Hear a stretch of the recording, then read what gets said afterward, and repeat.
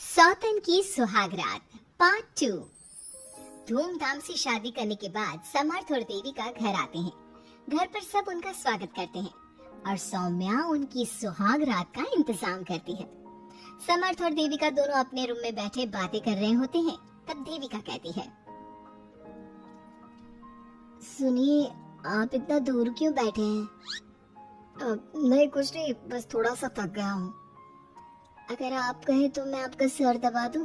नहीं नहीं, रहने दो, आप भी तो थकी होंगी। देविका आगे बढ़ते हुए कहती है, थक तो गई हूँ पर आपकी सेवा करना पहला धर्म है मेरा। देविका झट से समर्थ के पैर पकड़कर दबाने लगती है।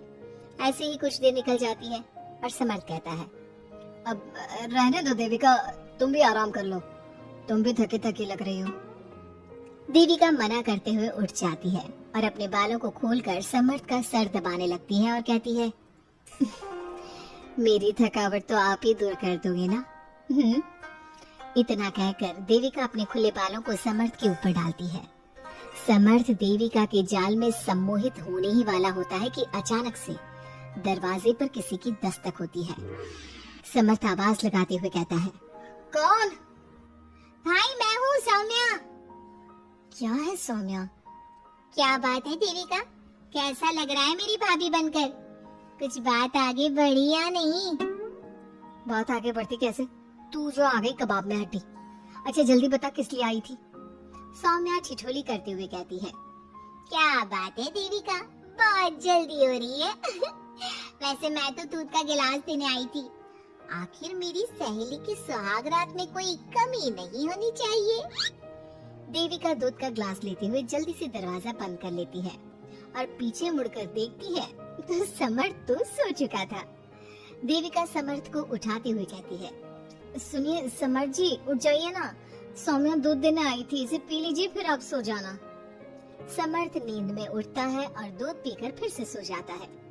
देविका उसके बगल में बैठी कहती है, सुनिए समर्थ जी, आज हमारी पहली रात है और आप सो रहे हो। समर्थ नींद में ही कहता है, देविका मैं बहुत थक गया हूँ, मुझे बहुत तेज नींद आ रही है, तुम भी सो जाओ। सोने के लिए तो पूरी रात पड़ी है, अब उठिए ना और कुछ देर मुझसे बात तो करिए। देविका जिद करते हुए समर्थ को आधी नींद से उठा देती है। समर्थ उठकर बैठ जाता है और कहता है, बोलिए देविका जी, आपका हुक्म सर आंखों पर। सुनिए, मैंने सुना है कि पति अपनी पत्नी को पहली रात कोई तोहफा देता है, आप मेरे लिए कुछ नहीं लाए क्या? वो मैं कैसे भूल सकता हूँ, लाया हूँ पर वो दूसरे रूम में रखा है। तो दिखाइए ना क्या लाए हैं। अरे अभी तो कहा कि तुम्हारा गिफ्ट दूसरे रूम में है, तो जाकर लेकर आइए ना। अगर अभी गया तो घर के सब लोग जाग जाएंगे और 10 तरह के सवाल जवाब करेंगे। मैं सुबह दिखाता हूँ ना। समर्थ इतना कहकर लेट जाता है और लेटे लेटे देविका से कहता है, अच्छा सुनो देविका, मुझे बहुत नींद आ रही है, मैं सो रहा हूँ, तुम भी सो जाओ। देविका समर्थ की बात सुनकर कहती है, आपको तो हमारी पहली रात की कुछ पड़ी ही नहीं है। इतना कहकर देविका भी उसके करीब आकर लेट जाती है और सो जाती है। अगली सुबह अधीरा समर्थ के रूम में सफाई करने आती है और देविका को उसके करीब लेटा देख रोने लगती है।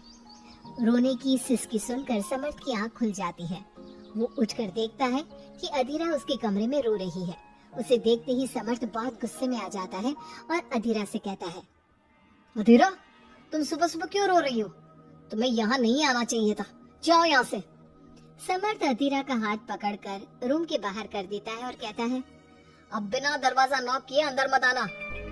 इतने में देविका भी आ जाती है और समर्थ को भड़काते हुए कहती है, हाँ समर्थ जी, ये रो रो कर हमारे घर में अपशगुन कर रही है और अब ये देखो कैसे मगरमच्छ के आंसू दिखा रही है। इतना कहकर देविका अधीरा का हाथ पकड़कर घसीटती है और कहती है, अब क्या रोती रहेगी या कुछ काम भी करेगी? मुफ्त में रोटियां तोड़ने को नहीं मिलेगी यहाँ पर, चल उठ यहाँ से और कुछ काम कर।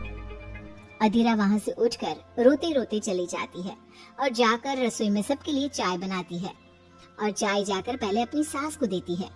चाय पीते ही मंजू अधीरा को गुस्से से कहने लगती है, लगता है मुझे मारने की साजिश कर ली है।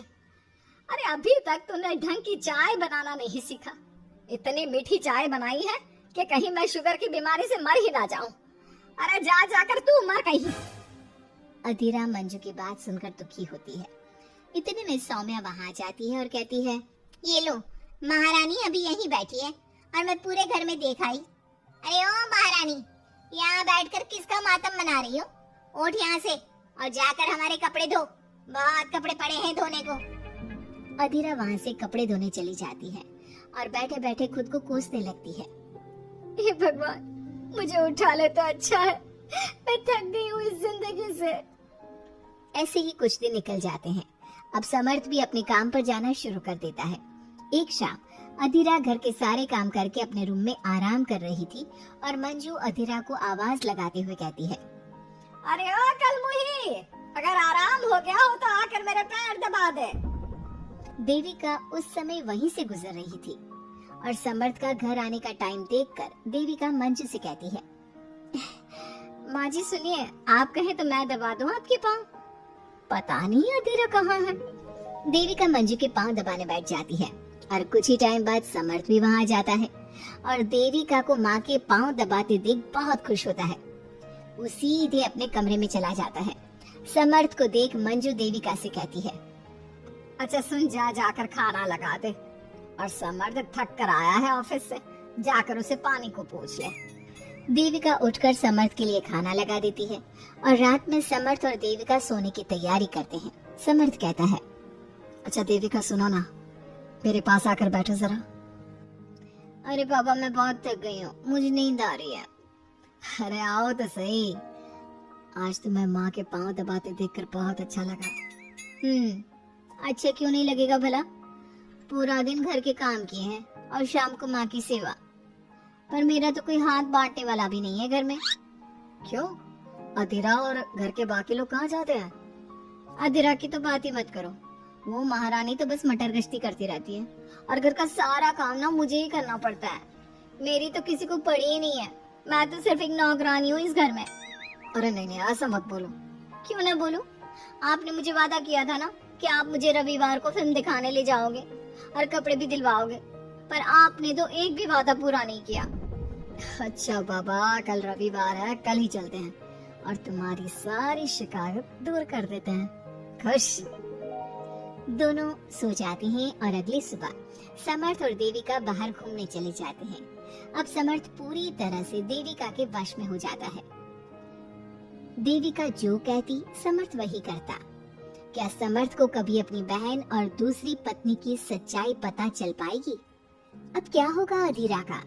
इसके लिए हमारे अगले एपिसोड का इंतजार कीजिए।